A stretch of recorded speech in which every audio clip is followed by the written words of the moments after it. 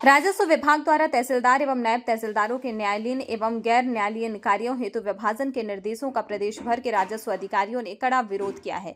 मध्य प्रदेश राजस्व अधिकारी संघ ने इस निर्णय को तर्कहीन, बिना अध्ययन के और पारदर्शिता से परे बताया है और इस विभाजन के विरोध प्रदर्शन किया जा रहा है। संघ ने अपने ज्ञापन में स्पष्ट किया है कि 11 जून 2025 की पाक्षिक वीडियो कांग्रेस में इस संदर्भ में जो निर्देश दिए गए हैं वे बिना किसी पूर्व अध्ययन समिति की सिफारिश या संवर्ग से चर्चा के लागू कर दिए गए हैं। संघ का कहना है कि इस निर्णय से ना तो कार्यक्षमता में वृद्धि होगी, ना ही प्रशासनिक संतुलन बना रहेगा। यह निर्णय ना तो किसी ठोस मापदंड पर आधारित है और ना ही इसका उद्देश्य स्पष्ट किया गया है।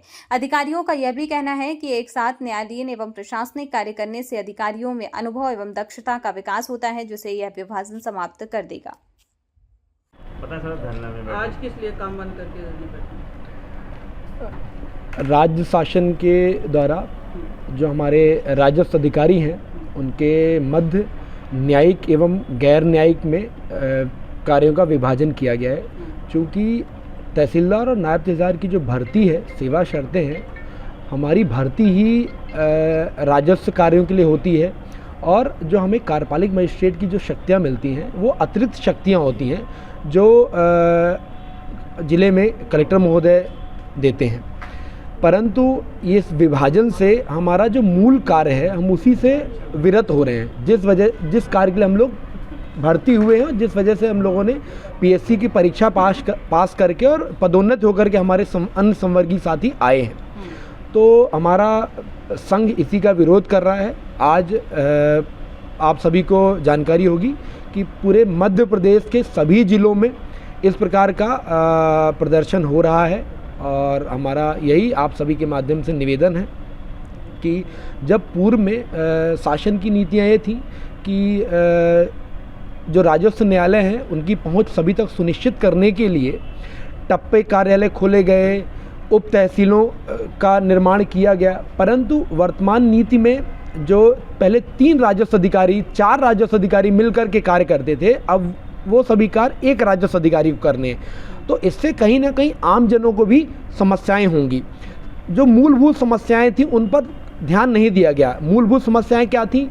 ऑपरेटर की समस्या थी, रीडर की समस्या थी, 2016 से जो पदोन्नति बंद है पदोन्नति की समस्या थी, जो संवर्ग की जो वेतन विसंगति है उसकी समस्या थी, जिनके लिए हमारा संघ पिछले कई वर्षों से ज्ञापन दे रहा था, मांग कर रहा था।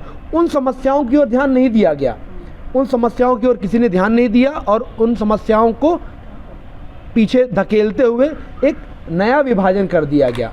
इससे कहीं ना कहीं पूरा संवर्ग हतोत्साहित है, निराश है। आप सभी जानते हैं कि हमारे राजस्व अधिकारी, चाहे वो चुनाव का कार्य हो, चाहे वो आपदा का कार्य हो, चाहे कोरोना काल के दौरान के कार्य हो, कहीं पर भी हमारा संवर्ग पीछे नहीं रहा है। परंतु वर्तमान परिदृश्य में हम सभी राजस्व अधिकारी शासन की इस नीति से बहुत दुखी है, हतोत्साहित है और हम सभी आपके माध्यम से अपील करते हैं कि शासन हमारी मांगें सुने और उस पर न्यायोचित निर्णय करे। एक अध्ययन ग्रुप बनाए, उसके अनुसार इसके लाभ और हानि पर विचार करने के उपरांत एक तार्किक निर्णय लिया जाए। अभी बिना किसी संसाधन को उपलब्ध कराए एक तरफा निर्णय ले लिया गया है कि न्यायिक और गैर न्यायिक में विभाजन कर दिया जाए।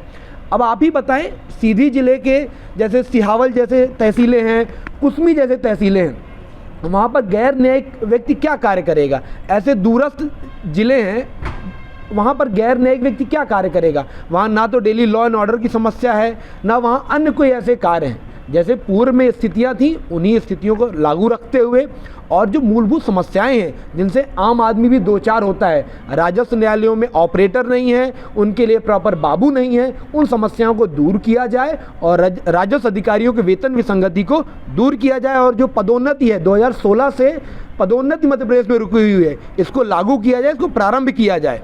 आप सभी से यही अनुरोध है और इसी के साथ मैं अपना वक्तव्य समाप्त करता हूँ।